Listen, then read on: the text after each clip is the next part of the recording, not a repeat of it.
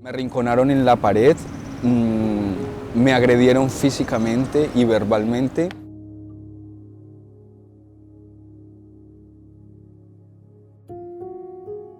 En medio de todos estos hechos, uno de ellos me dice que son policías y a lo cual les pido que se identifiquen. No lo hicieron, siguieron agrediéndome, me golpearon el labio inferior, caí al suelo y estando ahí me golpearon con un objeto contundente en el muslo izquierdo. Mientras tanto, estando boca abajo, uno de ellos... Espérame.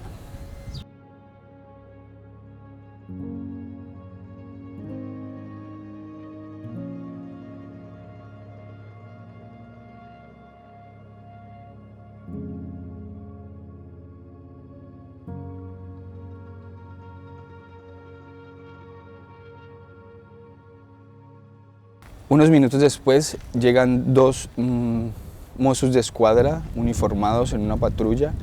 Soy detenido y esposado estando boca abajo. En ese momento he pensado que me iban a asesinar, me acababan de robar y me entero que por parte de los mozos de escuadra que estos dos individuos que me atacan son mozos de escuadra.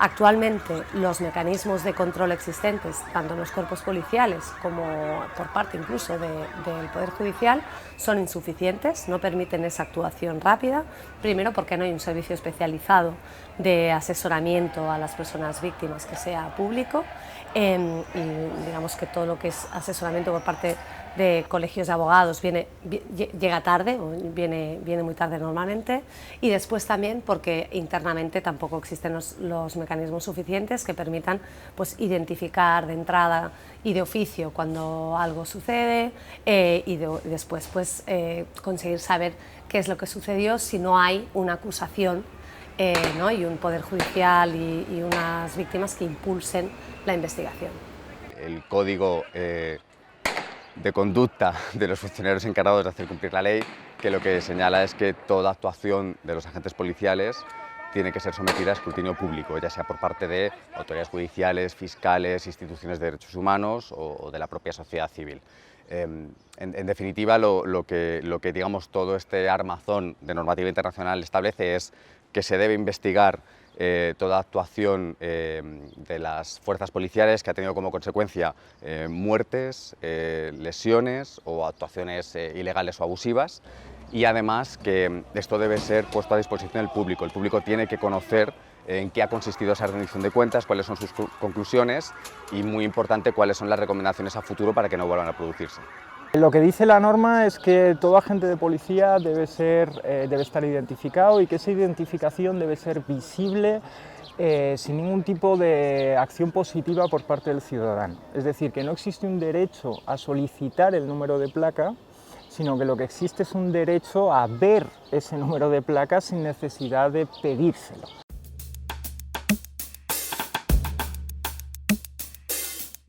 Un mozo de escuadra me disparó con una bala de goma a 30 metros de distancia, según los testigos, y perdí el ojo y tuve también fracturas múltiples en la cara y también un pequeño hematoma cerebral.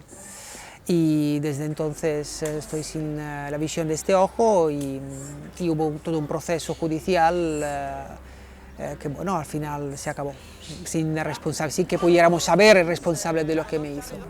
Y es verdad que en general, bueno, pues la policía tiene que hacer su trabajo, que es evidentemente el mantenimiento del orden, ¿no? Pero que a veces ese trabajo no lo hace, bueno, pues como debería de ser, ¿no? Entonces, en esos casos, obviamente, pues deben de ser objeto de sanción aquellas conductas que sean cometidas por los funcionarios de policía. En muchas ocasiones pues, los cuerpos policiales no llevan a cabo sus propias investigaciones o fiscalización, con lo cual hay muchos problemas para identificar a las personas o los agentes concretos intervinientes.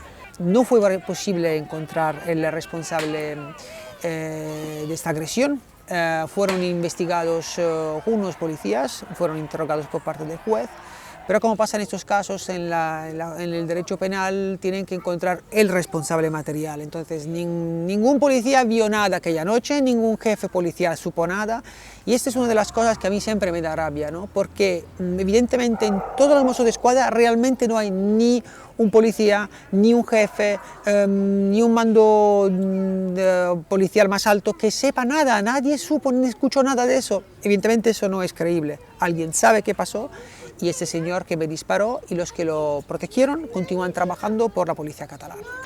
Muchos compañeros míos que trabajan en calle como fotógrafos, fotoreporteros, sí que han sufrido pues desde que le borraran las imágenes, incluso que les estropearan el equipo de trabajo. Han recibido multas e incluso un colaborador del Salto hace un par de años pues, fue agredido por la policía, y cuando denunció esta agresión pues, la respuesta judicial fue imputarle a él por una denuncia falsa. La impunidad clásicamente se ha dicho que es el principal elemento retraumatizador en víctimas, y efectivamente es así. Lo que pasa es que hay que hacer una lectura de la impunidad en múltiples dimensiones. La primera dimensión, obviamente, es la dimensión individual, la de la propia persona afectada. Y en este nivel está claro que la impunidad lo que genera es rabia, es impotencia y es bueno, pues cuestionamiento del sistema, ¿no? Y nosotros hemos vivido personas que años después sin entender cómo es posible que esto ocurra y que esto no sea castigado, ¿no?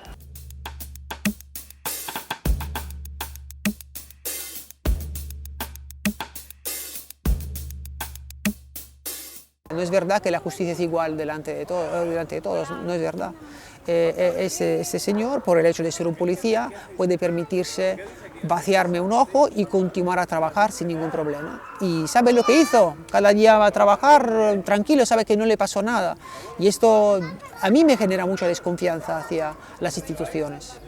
Por mucho que tengas un vídeo, por mucho que tengas una grabación, si no eres capaz de identificar a ese agente en concreto con ese número en concreto, lo que ocurre es que ese procedimiento penal se va a sobreseer y se va a archivar. Y es lo que nosotros hemos podido observar y observamos, que miles, cientos de denuncias se archivan porque no puedes identificar a la persona que supuestamente te ha agredido.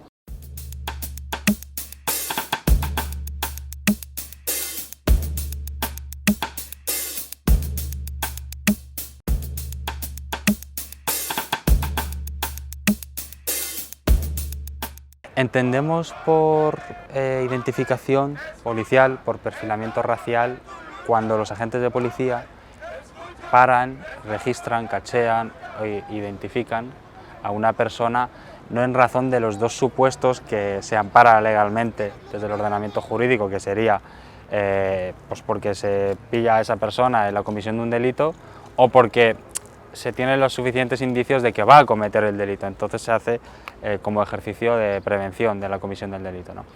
¿Qué sucede con las identificaciones policiales por perfil racial? Que se identifica a las personas no en ninguno de estos supuestos, sino únicamente por sus características raciales, por su condición racial, ¿no? Pero realmente es necesario para prevenir la comisión de los delitos y garantizar la tranquilidad todo este tipo de intervención, pues no. Pero lo que estamos hablando es que se está identificando a personas en base a su condición racial.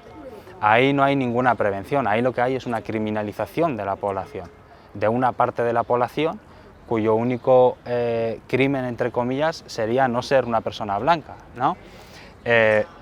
Con todas las consecuencias que conlleva una identificación por perfil racial, porque aquí estamos hablando de la criminalización social. Y lo que tenemos aquí es un recorte de derechos, entonces sí hay una vinculación directa entre las identificaciones por perfil étnico-racial y la violencia policial, así como el aumento de los delitos de odio y la infradenuncia, que es ahí donde finalmente tenemos que ir.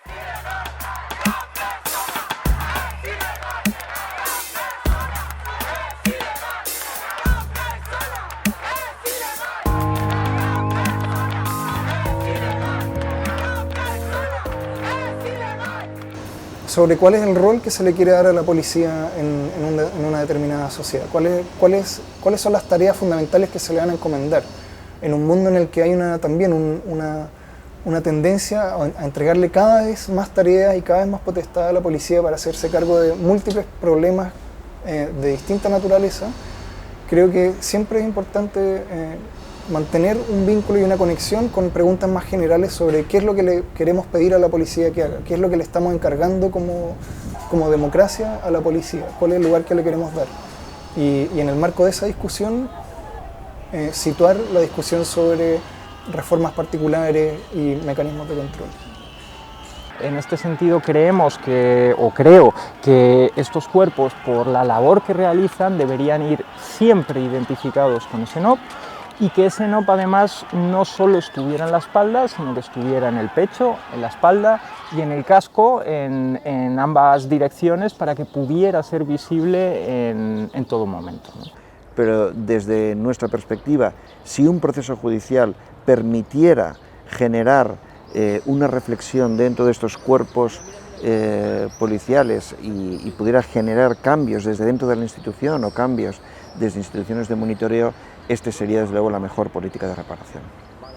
Siempre va a ser necesaria una organización, o varias, o muchas, que fiscalicen digamos, el funcionamiento de las instituciones del Estado en todas las áreas, porque al final la ciudadanía es lo que se llama la garantía social de los derechos, ¿no?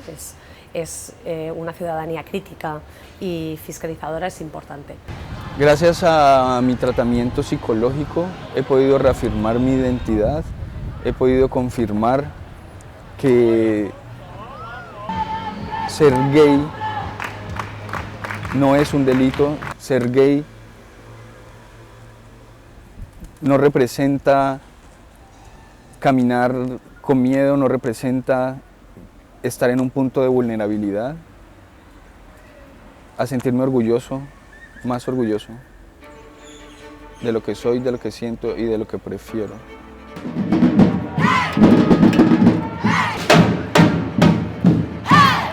Es muy importante denunciar todos los hechos de violencia policial, no por un tema ideológico. La policía existe y entonces tampoco aquí estamos hablando de que no haya policía, aquí estamos en el tema que como cualquiera de nosotros tiene que hacer bien su trabajo, también la policía tiene que hacerlo bien. Si yo en mi trabajo hago un error muy grave, es justo que se me juzgue, que haya una investigación y que no haya alguien que te protege y dice no tiene que salir nada a la luz. Entonces lo mismo tiene que pasar por la policía, que hacen un trabajo muy difícil y por esta razón que tiene que ser controlado, porque es un trabajo de gran responsabilidad.